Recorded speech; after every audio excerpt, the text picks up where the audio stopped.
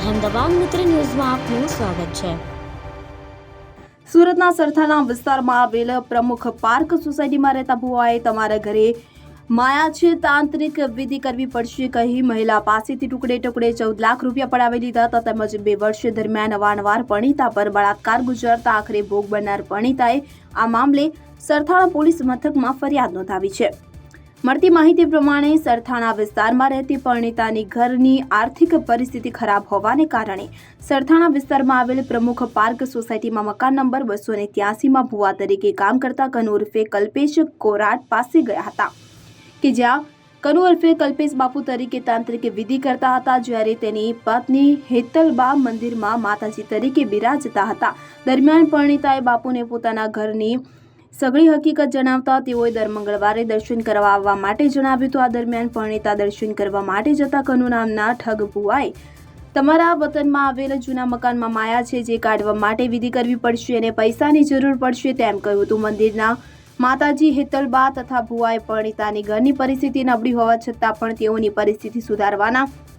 બહાને અલગ અલગ વિધિ કરાવવાના બહાને ટુકડે ટુકડે રૂપિયા 14 લાખ જેટલી રકમ પચાવી પાડી હતી। મઢનો દરવાજો બંધ કરી દુષ્કર્મ આચરતો છેલ્લા 2 વર્ષના સમયગાળા દરમિયાન કનુ પરણિતાને પોતાના ઘરે મંદિરના મઢમાં બોલાવી મઢનો દરવાજો અંદરથી બંધ કરી દેતા હતા અને પરણિતાને ધ્યાનમાં બેસાડીને વિધિ કરી લીંબુ તથા મરચા તેના ઉપરથી ઉતારી આંખો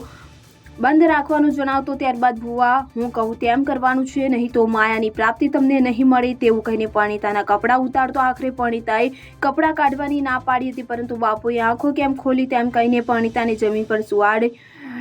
અને તેને માર માર્યો હતો। ત્યારબાદ પરણિતા સાથે બળજબરીથી બળાત્કાર ગુજાર્યો હતો। છેલ્લા 2 વર્ષના સમયગાળા દરમિયાન કનુ અવારનવાર પરણિતાને વિધિ કરવાની બહાને બોલાવી બળાત્કાર ગુજારતો હતો અને તેની પત્ની હેતલબાએ પણ માતાજી તરીકે બિરાજમાન થઈ ઠગ પતિનો સાથ સહકાર આપ્યો હતો। આખરે ભોગ બનનાર પરણિતાએ આ મામલે સરથાણા પોલીસ મથકમાં ફરિયાદ નોંધાવતા પોલીસે બંને સામે બળાત્કારનો ગુનો નોંધી પૈસા પડાવ્યાનો ગુનો નોંધી ભુવાની ધરપકડ કરી કાયદેસરની કાર્યવાહી હાથ ધરી। અહેમદાબાદ મિત્ર ન્યૂઝની યુટ્યુબ ચેનલને સબસ્ક્રાઇબ કરો અને બેલ આઇકોન જરૂરથી દબાવો